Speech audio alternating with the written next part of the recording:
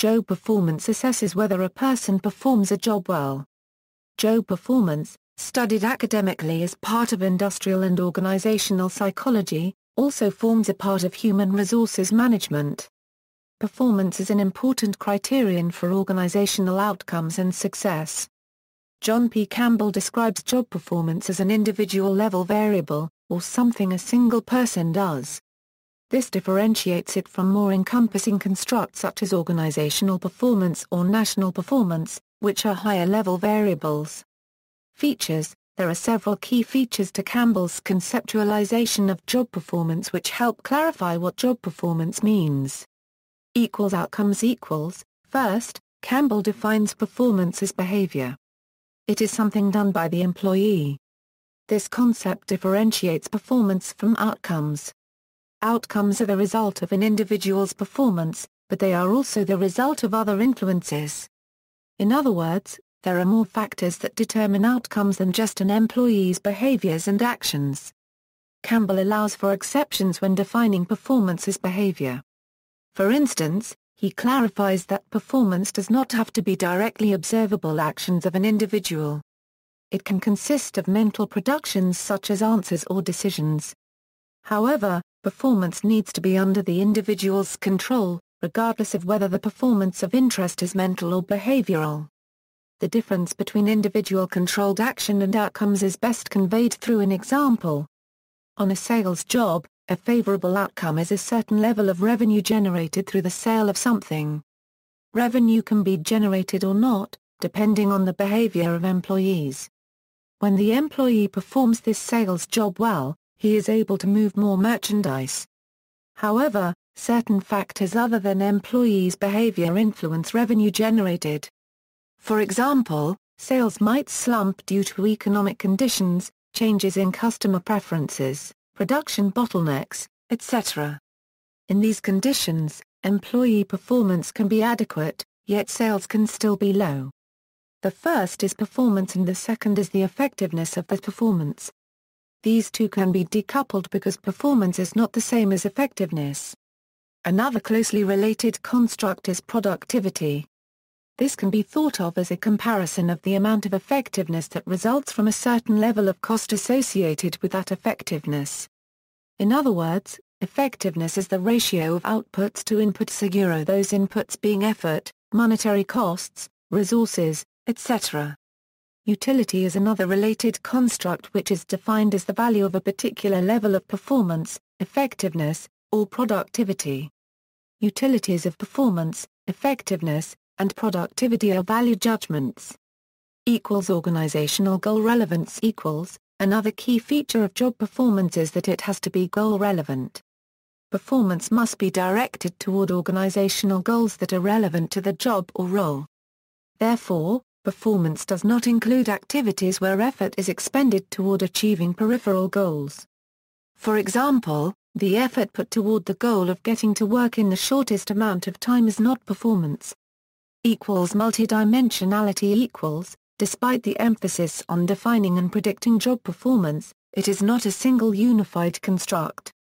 There are vastly many jobs, each with different performance standards. Therefore, job performance is conceptualized as a multidimensional construct consisting of more than one kind of behavior.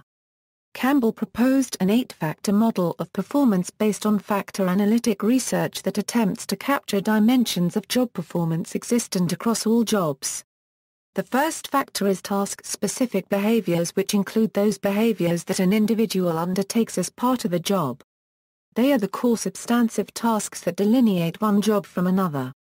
On the other hand, non-task-specific behaviors, the second factor, are those behaviors which an individual is required to undertake which do not pertain only to a particular job.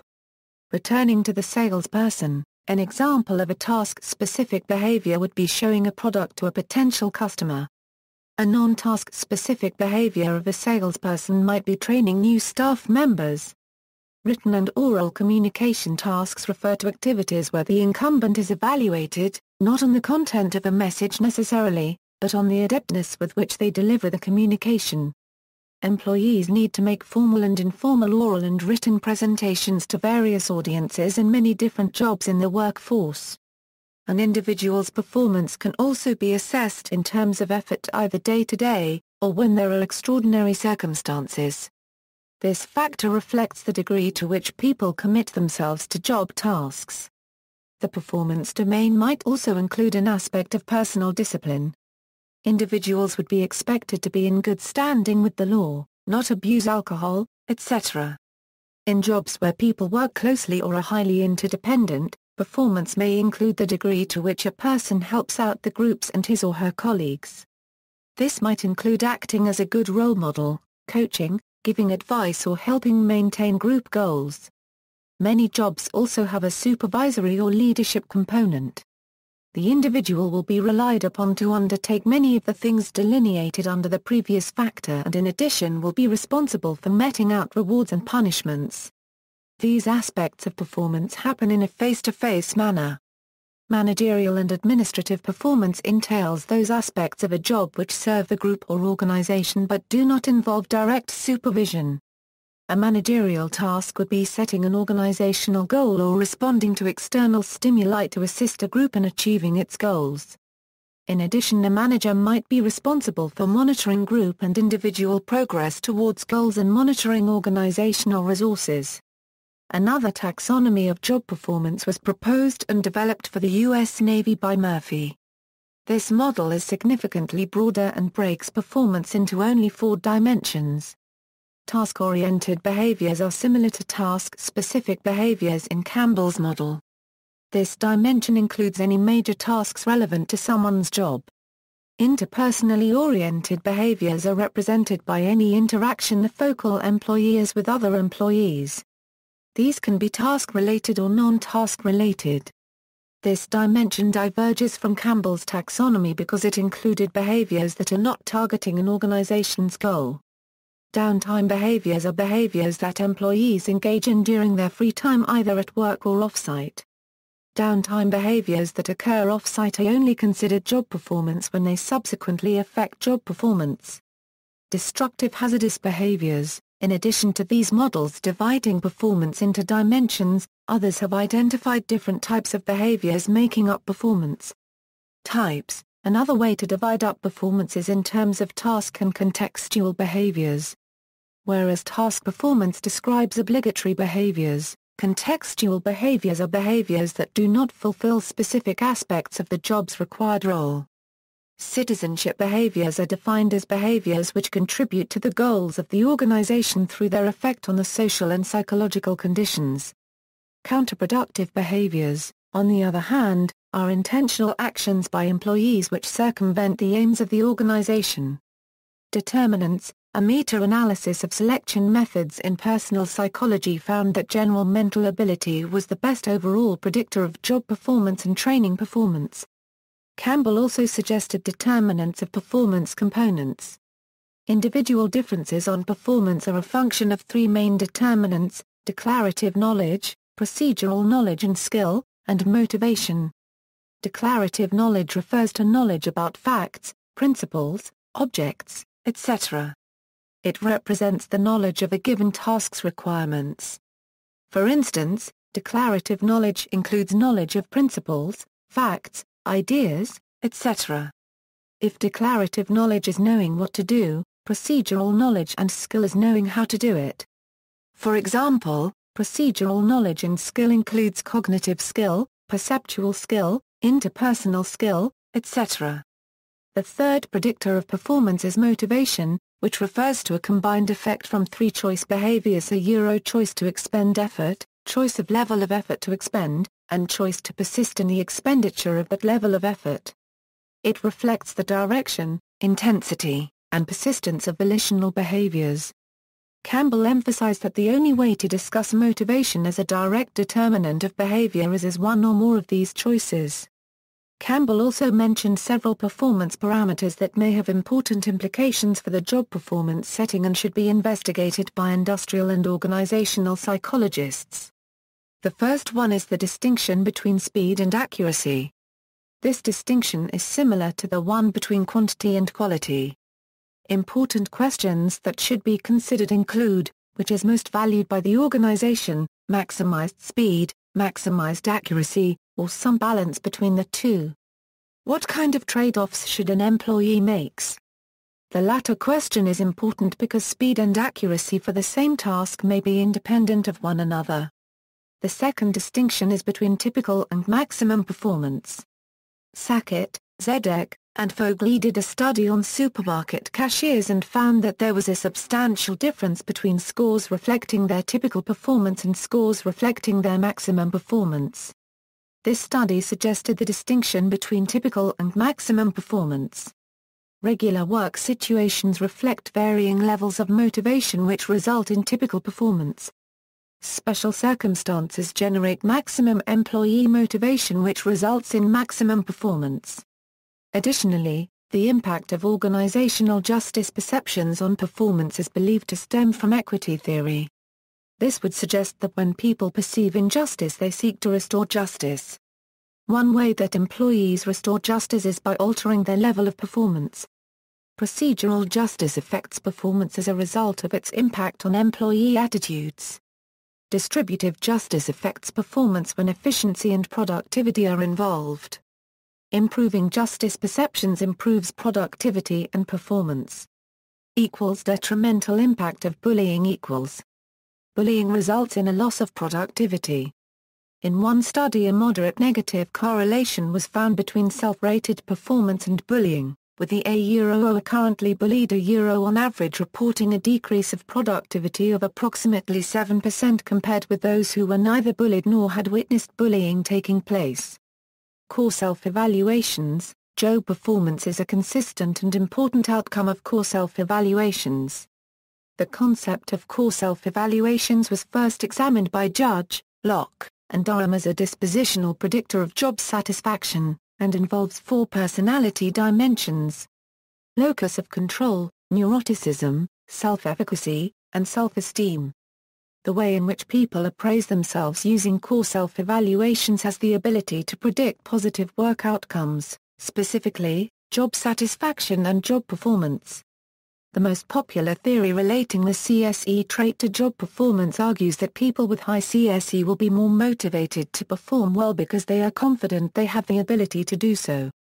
Motivation is generally the most accepted mediator of the core self-evaluations and job performance relationship.